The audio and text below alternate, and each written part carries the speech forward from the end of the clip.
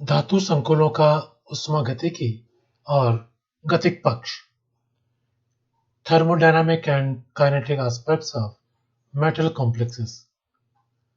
इस सीरीज का यह हमारा तीसरा वीडियो है। पहले के दो भागों में हमने चर्चा की थी कि संकुल का स्थायित्व क्या होता है, थर्मोडायनामिक स्टेबिलिटी और काइनेटिक स्टेबिलिटी में क्या फर्क होता है। भाग 2 में हमने चर्चा की थी कि स्थायित्व स्थिरांक का निर्धारण कैसे किया जाता है। उसके तहत हमने स्पेक्ट्रोफोटोमेट्रिक मेथड,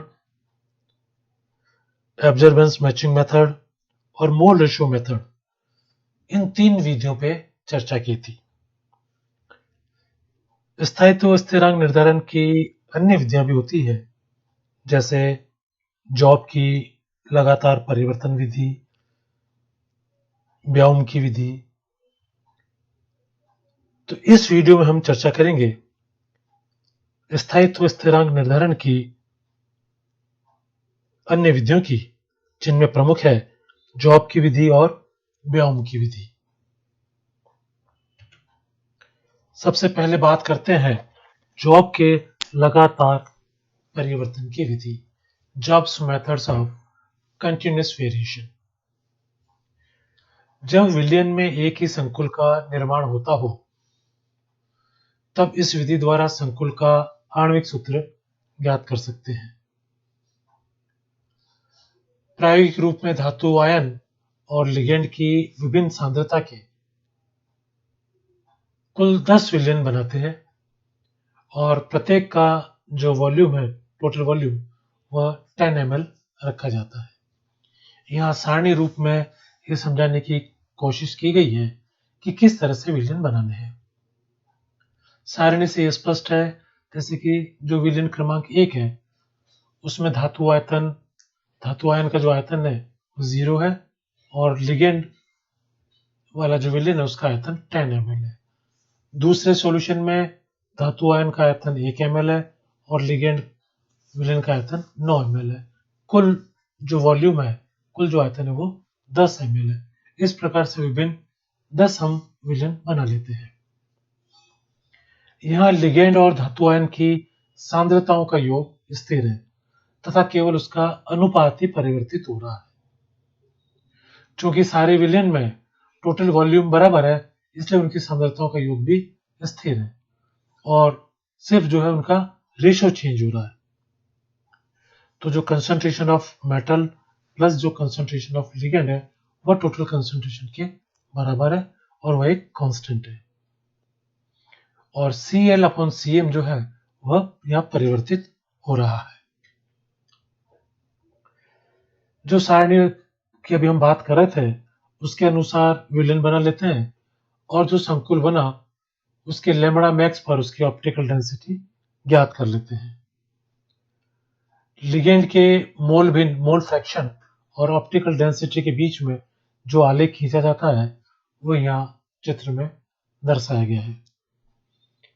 इस कर्व में सरल रेखाओं वाले भाग को एक्स्ट्रापोलेट कर आगे ड्रॉ करते हैं और ये जिस बिंदु P पर मिलते हैं, उस बिंदु पर अवशोषणांक अधिकतम होता है और इसके कॉरेस्पॉन्डिंग हम लिगेंड का मोल फ्रैक्शन भी ज्ञात कर लेते हैं। यदि संकुल का सूत्र MLN हो तो N = Cl/Cm और समीकरण 1 में हमने चर्चा की थी Cm + Cl = C। इस समीकरण के दोनों तरफ C से भाग देने पर Cm/C + Cl/C = 1। चूंकि Cl/C लिगेंड का मोल फ्रैक्शन है, जिसको कि m से प्रदर्शित करें, तो Cm/C + m = 1। इसको और सरलीकृत करें तो Cm/C = 1 - m।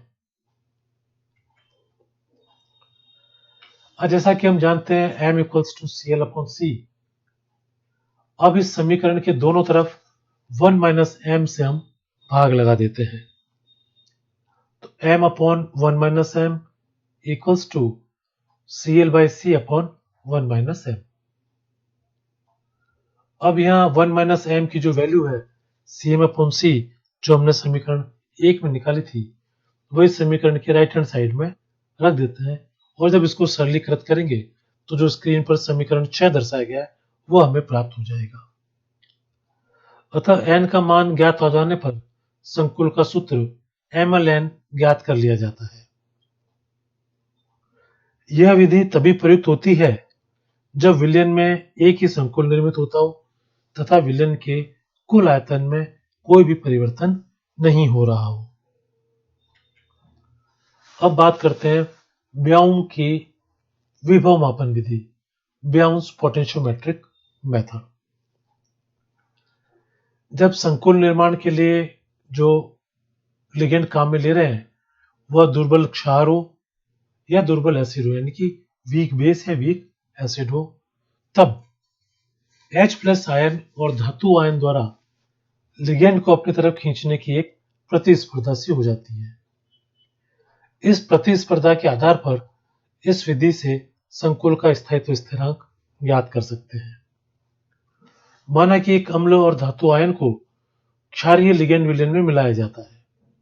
अब क्या होगा कि अम्ल भी डाला हमने क्षारीय लिगेंड में और धातु आयन भी हमने डाला, तो अम्ल का जो H+ आयन है वह भी लिगेंड से क्रिया करना चाहेगा और धातु आयन भी लिगेंड से क्रिया करना चाहेगा और विलयन में जो साम्य स्थापित होंगे वो यह स्क्रीन पर प्रदर्शित किए गए हैं। पहली इक्वेशन में आप देखेंगे कि जो लिगेंड क्षारीय लिगेंड है और उसमें जो H+ आया है अम्ल से, वो Hl+ संकुल बना रहा है और उसके लिए Ka का मान निकाला गया। और यही जब क्षारीय लिगेंड धातु आयन के संपर्क में आएगा तो Ml+ संकुल बनाएगा, उसके लिए भी K का मान पास में दर्शाया गया है। यहाँ जो K है वो संकुल का स्थायित्व स्थिरांक है और जो Ka है वो लिगेंड का अम्ल के साथ संघूर्णन स्थिरांक है। माना कि Cm+, CH+ तथा Cl क्रमशः हाइड्रोजन आयन, धातु आयन और लिगेंड की कुल सांद्रता है। ये क्रमशः धातु आयन, हाइड्रोजन आयन और लिगेंड की कुल सांद्रता है। यहाँ कुछ टाइपोग्राफिकल त्रुटि है तो कृपया ध्यान देवें कि ये क्रमशः धातु आयन, हाइड्रोजन आयन और लिगेंड की कुल सांद्रताएं मोल प्रति लीटर में है। अब इससे जो सांद्रताओं की जो 3 समीकरण बनेंगे कि धातु H+ आयन की, लिगेंड की और धातु आयन की सांद्रता कैसे है, वह समीकरण 1, 2, 3 में दर्शाई गई है। जो हाइड्रोजन आयन जो समीकरण 1 जो बता रहा है कि हाइड्रोजन आयन की जो कुल सांद्रता होगी, एक तो जब विलयन में H+ आयन के रूप में है और दूसरा Hl संकुल के रूप में है, तो इन दोनों में जो हाइड्रोजन आयन उपस्थित है उन दोनों के योग से हाइड्रोजन आयन की कुल सांद्रता आ जाएगी। इसी प्रकार जो लिगेंड की कुल सांद्रता है, वह लिगेंड जो स्वतंत्र रूप से विलयन में है वह मेटल के साथ उसमें जो संकुल बनाया है और जो हाइड्रोजन के साथ संकुल बनाया है, इन सभी में लिगेंड की मात्रा उपस्थित है, तो लिगेंड की जो कुल सांद्रता है वह इस प्रकार से हो जाएगी जो समीकरण 2 में दर्शाई गई है। इसी तरह से मेटल आयन की सांद्रता को समीकरण 3 में दर्शाया गया है। जो समीकरण 1 है उसको सरलीकृत रूप में जो लिखा गया है उसे समीकरण 4 में दर्शाया गया है और जो समीकरण 2 है, इक्वेशन 2 है, उसको सरलीकृत कर समीकरण 5 में दर्शाया गया है, जिससे हमने Hl+ यानी कि जो लिगेंड ने हाइड्रोजन के साथ संकुल बनाया उसकी सांद्रता ज्ञात कर ली और लिगेंड ने जो मेटल के साथ लिगेंड बनाया उसकी सांद्रता ज्ञात की है समीकरण 4 और 5 से। अब जो समीकरण 4 में जो Hl+ की वैल्यू आई है उसे अगर हम समीकरण 5 में रख दें तो हमें यह समीकरण 6 प्राप्त होगा।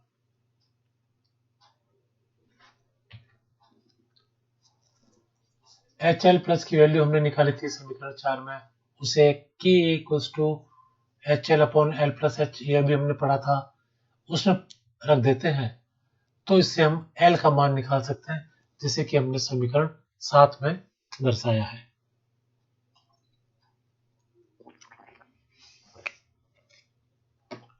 और समीकरण 7 से L की वैल्यू हम समीकरण 6 में रख लें।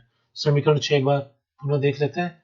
यह स्क्रीन पर नीचे की तरफ जो समीकरण 6 दर्शाया है, इसमें L का मान अगर हम रख देते हैं तो हमें ये समीकरण 8 प्राप्त होता है, और उसी तरह से समीकरण 3 से हमें ये समीकरण 9 प्राप्त होता है।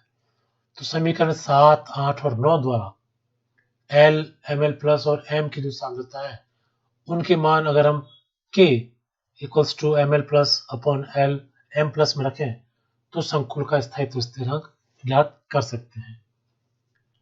यहाँ पर खास बात जो ध्यान देने योग्य है वह यह है कि इन सबको ज्ञात करने से पहले H आयन की कंसंट्रेशन, लिगेंड की कंसंट्रेशन और मेटल आयन की कंसंट्रेशन और साथ में जो सॉल्यूशन जो विलेन बनाया है उसका हमें पीएच भी ज्ञात होना चाहिए। जब ये सारे मान ज्ञात हो जाते हैं तो हम के का मान जो कि स्टेबिलिटी कांस्टेंट स्थायित्व स्थिरांक है उसे ज्ञात कर सकते हैं। धन्यवाद।